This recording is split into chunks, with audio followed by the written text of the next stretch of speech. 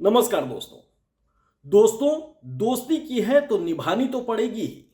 इसीलिए राहुल गांधी झारखंड की राजधानी रांची पहुंचे और बड़े आराम से जेएमएम और कांग्रेस के बीच सीटों का बंटवारा हो गया। झारखंड की सत्ता में सहयोगी आरजेडी के साथ भी और लेफ्ट पार्टी के साथ भी। लेकिन राजनीति में दोस्ती ना ही पक्की होती है, ना ही आजकल उसे दिल से निभाया जाता है। बीजेपी के मामले में तो मामला और भी गंभीर हो जाता है। पिछले 10 साल में पहले तो बीजेपी की पहचान ही बदल गई। अब ये प्रधानमंत्री नरेंद्र मोदी और अमित शाह की बीजेपी हो गई है।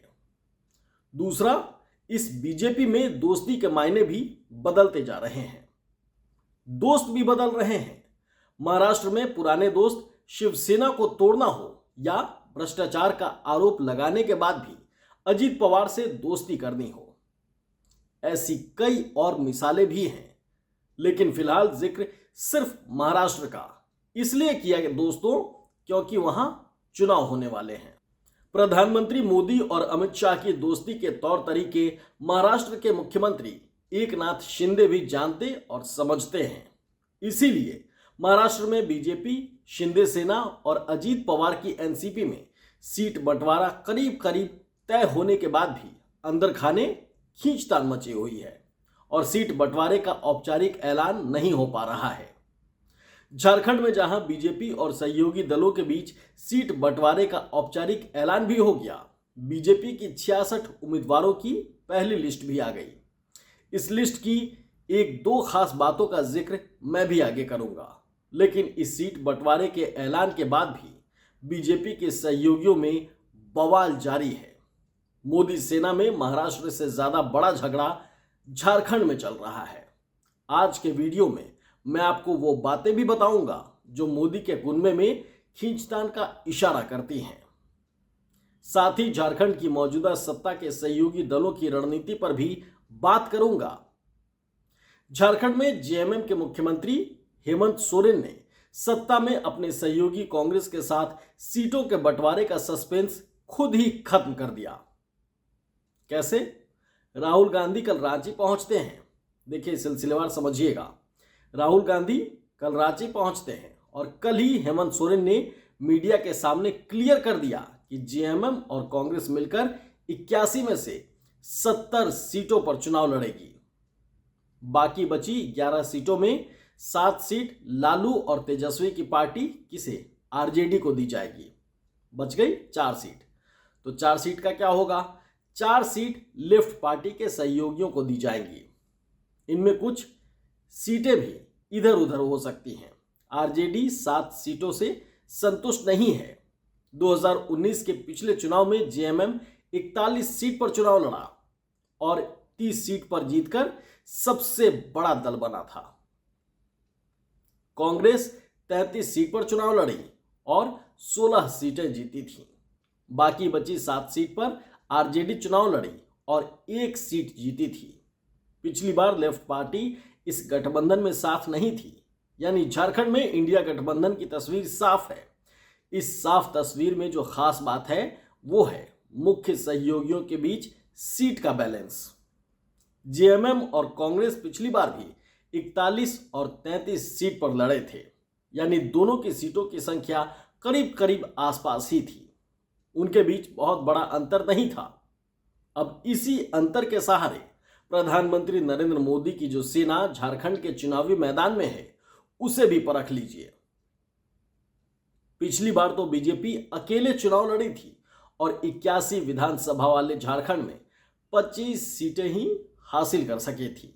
पिछली बार बीजेपी सत्ता में भी थी और जैसा मैंने बताया कि प्रधानमंत्री नरेंद्र मोदी और अमित शाह की बीजेपी के दोस्ती के मायने और तौर तरीके जरा अलग हैं।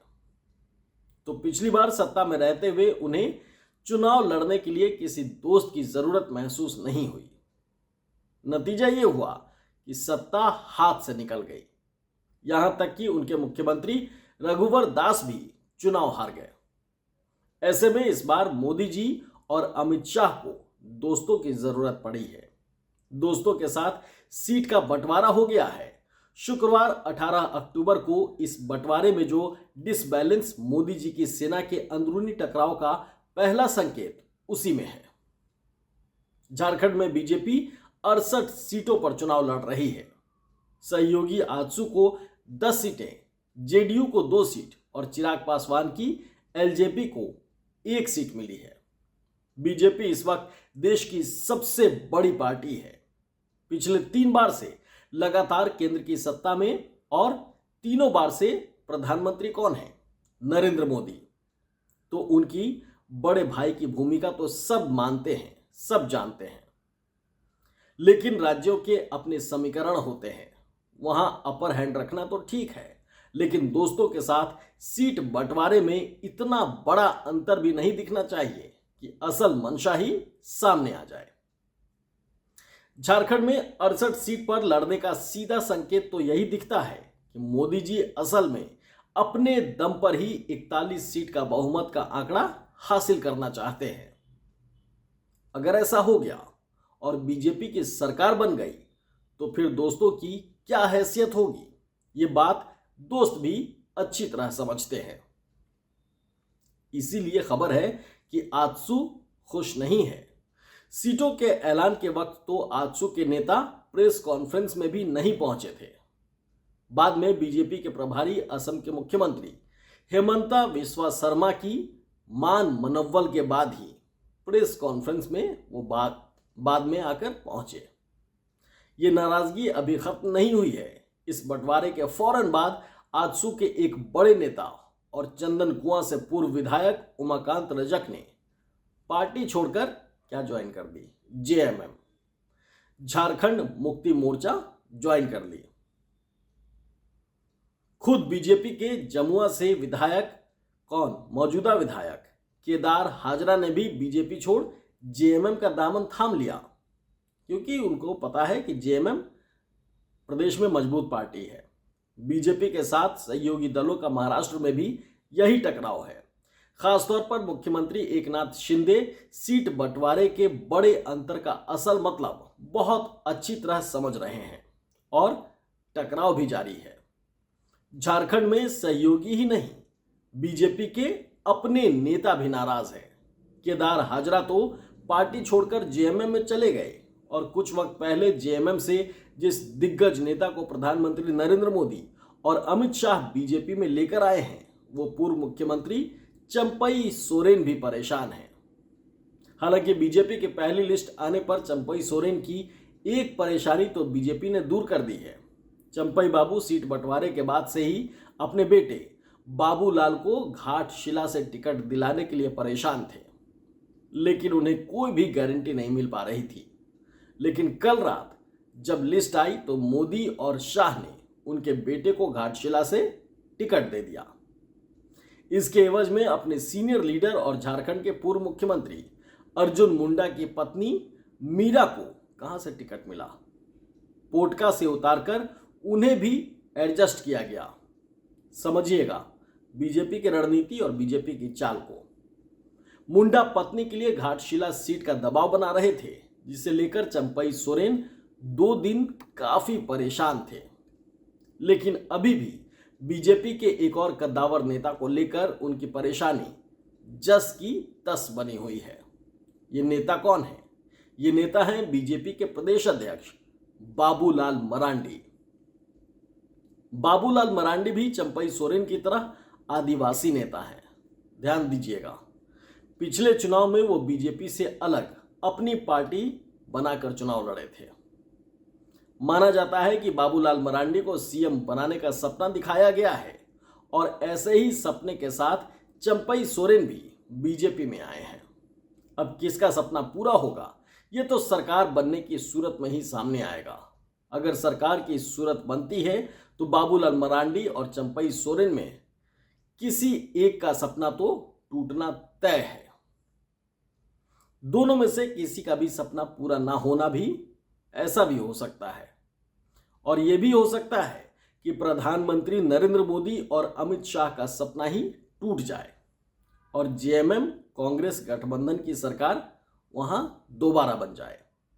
ऐसा संभव भी है क्योंकि जेएमएम बहुत मजबूत पार्टी है प्रदेश में, जिसके आसार भी बहुत ज़्यादा दिखाई दे रहे हैं। ऐसे में कोल्हान टाइगर चंपई सोरेन सीएम के नाम के ऐलान तक बेचैन ही रहने वाले हैं।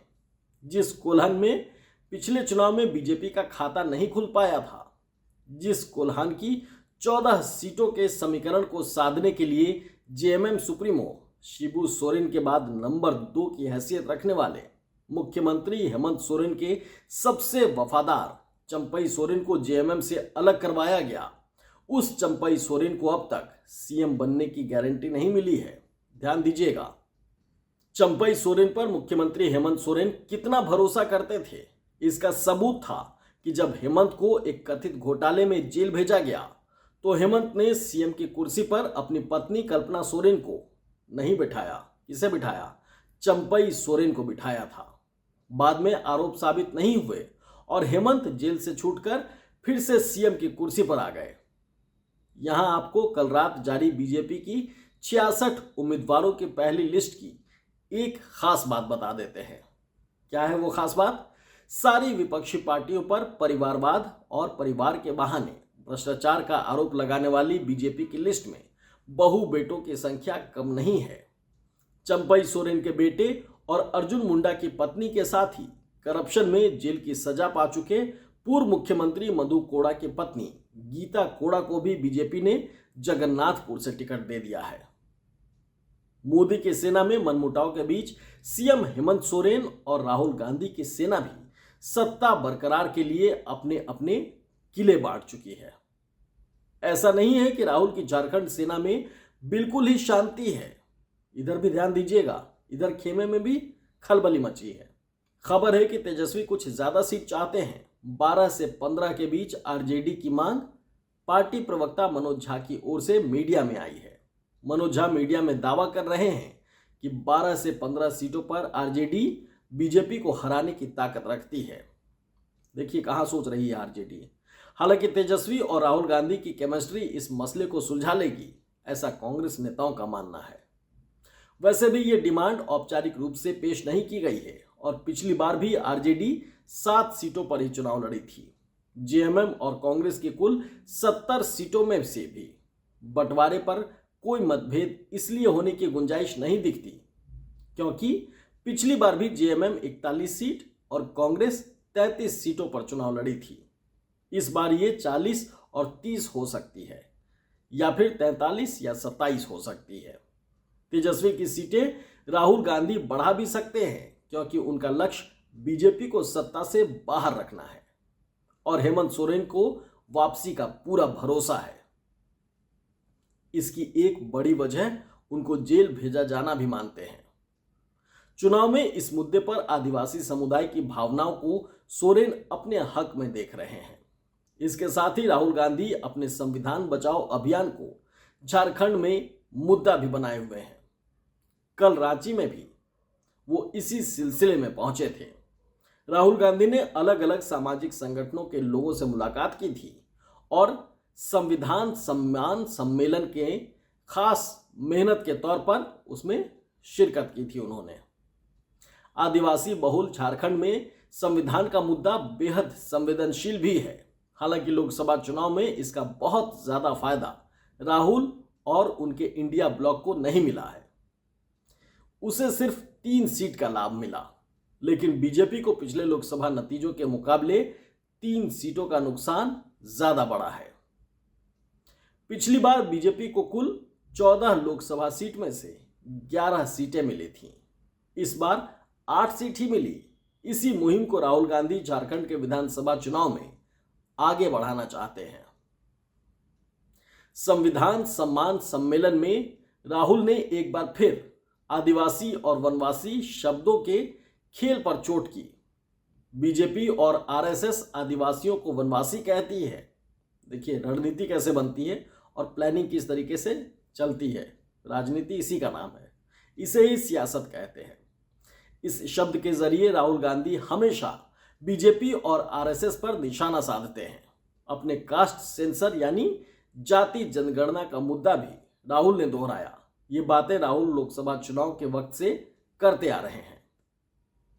राहुल और इंडिया गठबंधन के मुद्दों से निपटने के लिए प्रधानमंत्री नरेंद्र मोदी कोई नया मुद्दा या केंद्र में अपने 10 साल की सत्ता के कामों से ज्यादा भरोसा उन्हीं मुद्दों पर काउंटर अटैक से करते हैं।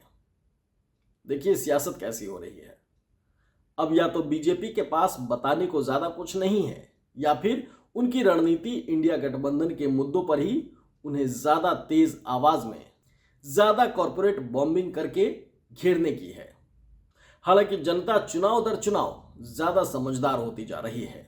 उसे जुबानी हमलों और एक दूसरे पर आरोप लगाने से ज्यादा ये जानना समझना है कि किस नेता ने किस तरह उनकी जिंदगी में बदलाव लाए हैं या फिर बदलाव लेकर आएंगे। अफसोस की बात यह है कि अभी भी नेता चुनावी जीत के लिए समीकरणों और आरोपों की लकीर पर ही चलना चाहते हैं, क्योंकि अब नेताओं का अंतिम सत्य सिर्फ यही है कि येन केन प्रकरेन, यानी जैसे भी हो सत्ता हासिल होनी चाहिए। हमारा ये वीडियो, ये एक्सप्लेनर आपको कैसा लगा कमेंट बॉक्स में जरूर से बताएं। साथ ही हमारे वीडियो एक्सक्लूसिव खबर पर जाकर लाइक और सब्सक्राइब जरूर कर लें एक्सक्लूसिव खबर को, ताकि हर वीडियो आपको आसानी से मिलता रहे, नोटिफिकेशन पहुंचता रहे। इसके साथ साथ हमारा एक एआई का भी चैनल है, एआई इंडिया ऑनलाइन, जिसका लिंक डिस्क्रिप्शन में नीचे दिया हुआ है। आप उस डिस्क्रिप्शन में जाके लिंक पर क्लिक करके एआई इंडिया ऑनलाइन को भी लाइक और सब्सक्राइब कर दीजिए, ताकि एआई से जुड़ी तमाम खबरें आप तक पहुंचती रहें। धन्यवाद।